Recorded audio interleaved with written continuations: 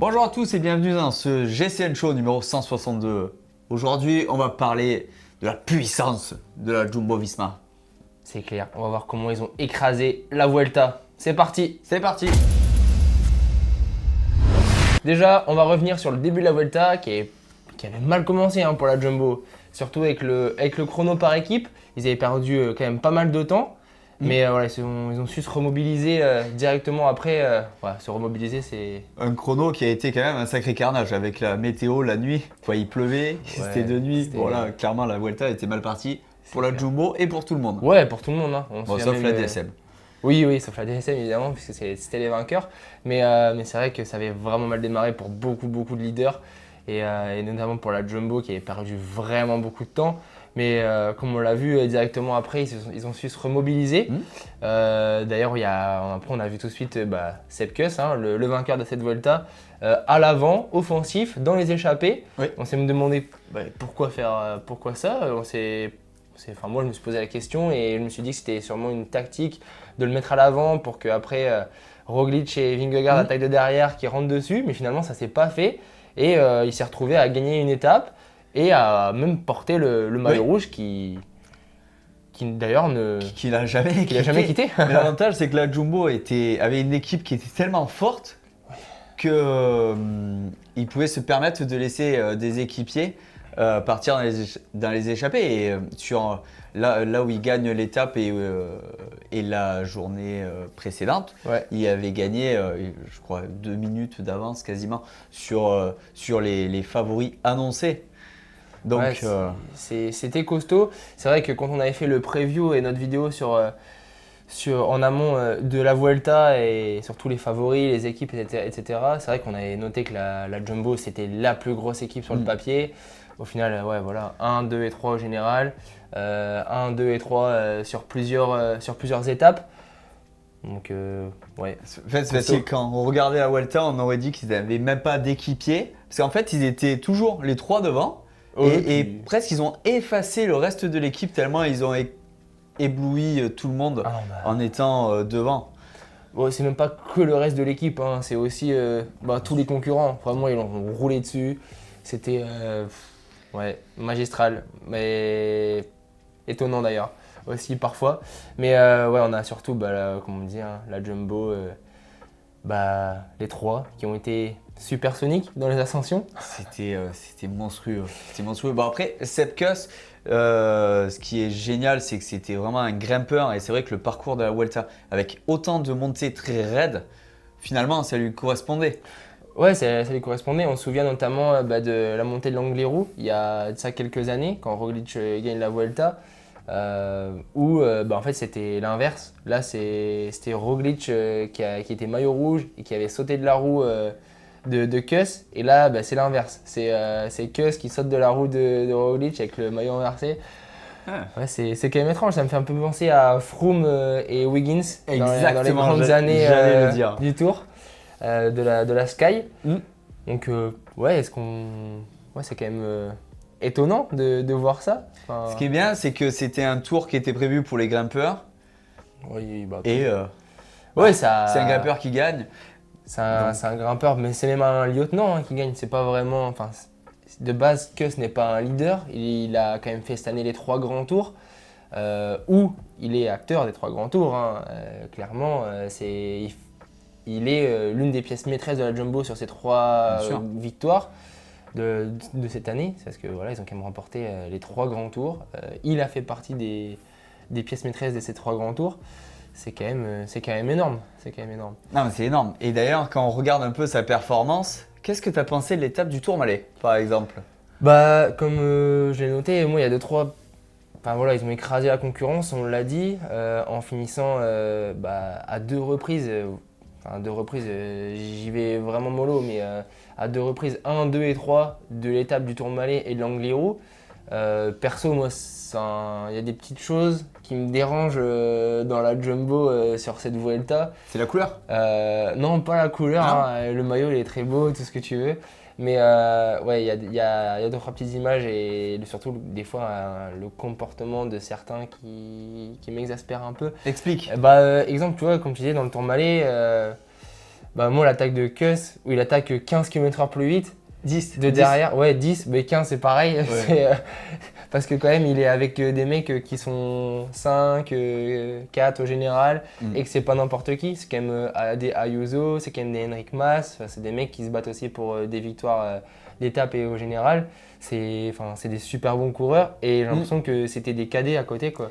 Parce que le Tourmalet, en tant que pro, là par exemple, quand le groupe roule vite. Oui, mais Le ça roule groupe, déjà très vite. Ils sont 5-6. Ils sont 5-6, ils montent à combien 25 km/h. Ouais, à peu près. Mais Moi, je crois que ma moyenne sur le Tourmalet, ça doit être 14. Ouais, mais ça Donc doit être au moins 20, 25, 25, donc lui, il attaque à 30, 30, 35. 30, 35. Ouais, c'est abusé. Mais en fait, c'est même pas qu'il attaque de derrière, de loin, où tu peux prendre de la vitesse, ok. Mais moi, ce qui me dérange, c'est qu'il s'arrête parce qu'il y a un spectateur ou un assistant qui gêne. C'est un spectateur. Et il redémarre aussi vite, en une fraction de seconde. Et perso, je suis pas grimpeur, je connais pas cette sensation, tu vois. Mais c'est ça qui me choque, c'est le fait de redémarrer aussi vite en fait. Et justement, ça a créé plein de polémiques qui parfois sont peut-être pas justifiées. Mais là, même moi, je me suis dit, ouais, c'est abusé quoi. Mais en fait, quand on parle de polémique, du coup, j'ai vraiment cherché des informations un peu partout dans les médias. Et en fait, il y a eu une polémique. Bon, bien sûr, tout le monde y pense. Ok, le cyclisme n'est pas exemple de suspicion. Et ça, c'est quelque chose qui est très bien. Bon, après, on l'a vu sur tous les grands tours. Mais c'est vrai que là, l'affaire du dopage mécanique qui est suspectée, en fait, c'est une boule de neige énorme. C'est un commentaire sur RMC qui a été partagé de partout, qui a été répondu de partout. En fait, c'est la même information qui a été traitée par vraiment beaucoup de sites. Donc c'est vrai que bon, après nous on ne peut pas en parler étant donné que tant qu'il n'y a pas de vraies preuves, c'est compliqué. Ce n'est pas notre boulot. Hein, c'est pas notre ressort quoi. Il y a des contrôles UCI là-dessus, ils sont capables de couper un Cervélo R5 en deux. Hein, oui, c'est clair. Avoir le poids du vélo, il ne doit pas être dur à couper le cadre. Non, il peut. Non. Bah, d'ailleurs, j'ai fait le Pro Bike dessus. Il était plutôt léger. Hein. Mais ouais, là-dessus, je me suis dit, la loi de la physique s'applique pas de la même façon pour tout le monde apparemment. Ah oui. Mais il va falloir s'entraîner en montagne. Ouais, il va falloir que je m'entraîne en montagne. Hein.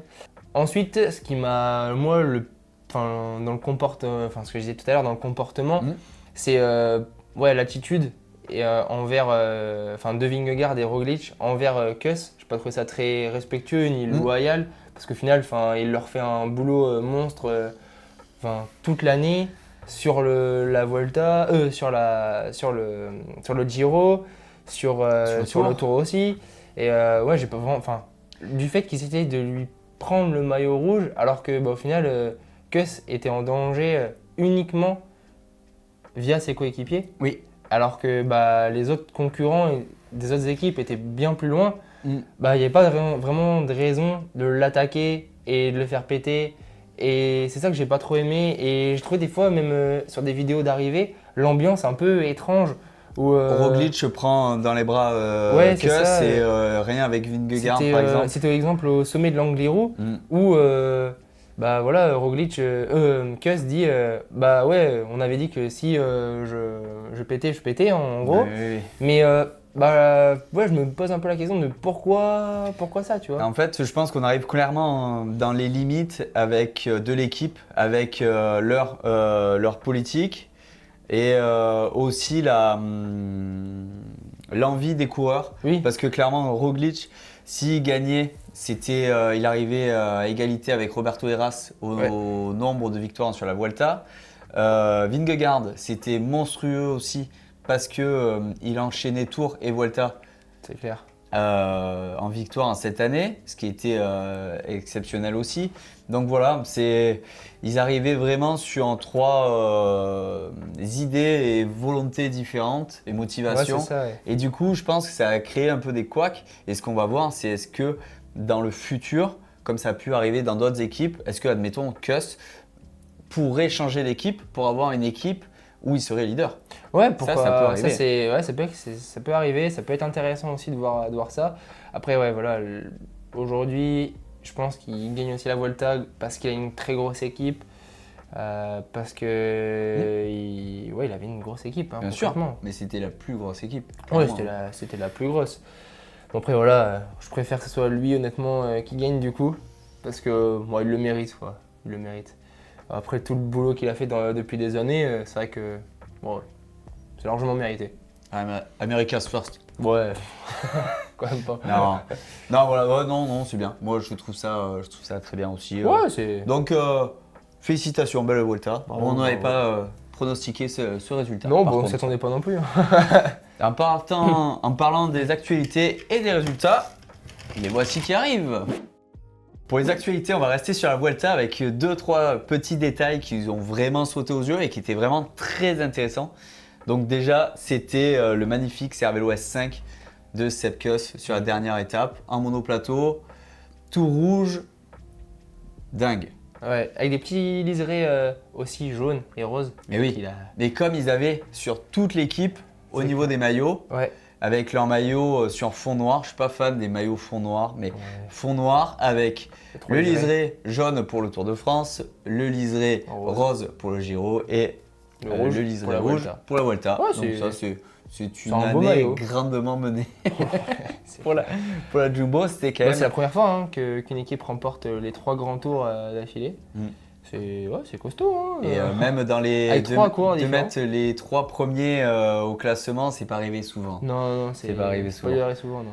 Et aussi, on a vu 2 autres vélos parce que les équipes se font vraiment plaisir sur les peintures Oh, les pour marques, surtout. respecter les maillots. Donc, on a eu le Specialized SL8 de Remco avec Blanc à pois les pois bleus, magnifique. Ouais, il était vraiment beau. D'ailleurs, Remco, il faudrait qu'on reparle de ces 27 minutes. J'ai toujours pas compris, mais Oui, ouais. on en parlera plus tard.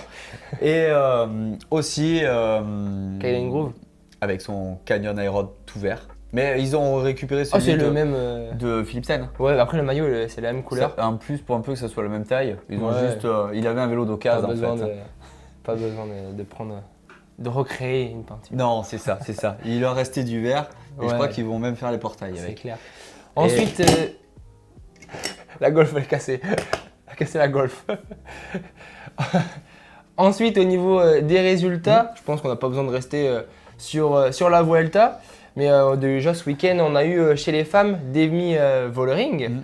qui a remporté, c'était la vainqueur du Tour de France avec Oui. Zwift, qui a remporté le classement général du Tour de Romandie féminin. Et ensuite, toujours chez les filles, on a la Française Valentine Fortin qui a remporté le Grand Prix d'Isberg féminin. Et chez les hommes, c'est Matteo Moschetti qui s'est imposé devant Arnaud Démare et devant Mads Pedersen. Et du client. Ouais, et du client. Et enfin, pour terminer les résultats, Mathieu Van Der Poel a remporté sa première course Avec sous le le maillot. maillot arc-en-ciel. Et c'était sur la Super 8 classique. Génial. C'était beau. Beau maillot. Il n'y J'adore. a pas eu d'autres résultats? Ah si. Notre Max, qui a encore, notre poupou, qui a encore fait 2 au Biking Man Alpes-Maritimes. Alpes-Maritimes. Donc après de nombreuses crevaisons. Ça a été une course avec beaucoup de péripéties. Hein. J'ai Ouais. crevé 3 fois. Pas de chance, hein, les pierres étaient un peu agressives. Ouais. Du coup, ça a rendu ma course vraiment très excitante. Moi j'étais à fond derrière toi, j'y croyais. hein. Ouais, c'est bien. Je t'ai suivi, mais putain, Et le du bordel. coup, c'est facile. Hein, au Vercors, cet été, il m'a manqué 30 minutes là. Pareil. Ouais, ça passera un jour. Mais je me suis régalé. C'est le principal. Mais ça passera un jour. Oui. Ensuite, sur GCN+, Sur GCN+, on va avoir un paquet de courses à suivre cette semaine. Avec du 20 au 24 déjà le Tour du Luxembourg. ouais, c'est une belle course en plus. C'est une belle course. Et après, sur les mêmes dates, on aura, via les images d'Eurosport, les championnats du monde qui se dérouleront, eux, à Drenthe, aux Pays-Bas. Beau programme. C'est bizarre d'ailleurs que pour la première fois, les championnats d'Europe soient après les championnats du monde. Oui, C'est un peu étrange. Moi, ça me perturbe. J'ai toujours connu l'inverse. Et, ouais, Et écoute, ensuite, question documentaire, cette semaine, on a The Picos, qui est en fait un documentaire avec pour acteur principal Juan Antonio Flecha, qui en fait, après sa carrière pro, bon, il continue à faire des courses. Hein. oui. Je l'ai même vu sur une course ultra distance il n'y a pas longtemps, mais s'est mis à la photo et du coup, il part en expédition avec une photographe de cyclisme, Camille Macmillan.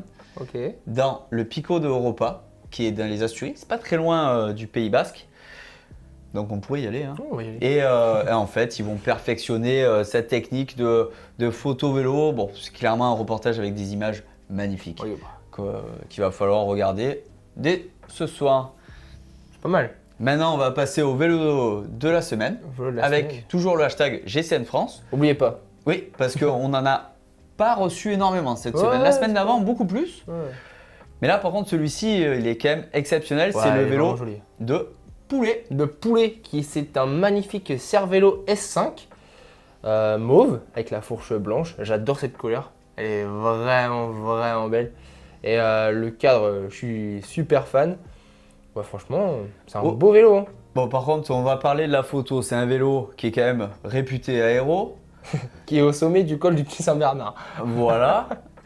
Et qui en plus est cadré de très très loin. Donc heureusement que le vélo est très très beau. Du coup, c'est pour ça qu'il a été sélectionné vélo de la semaine. Mais il aurait pu passer la trappe quand même, hein, Ouais, malgré que ce soit un beau vélo. Donc voilà. C'était ce DCN Show numéro 162. Voilà. On espère que ça vous a régalé. Et puis nous, on se retrouve bientôt sur DCN en français. À Bye bye. bientôt.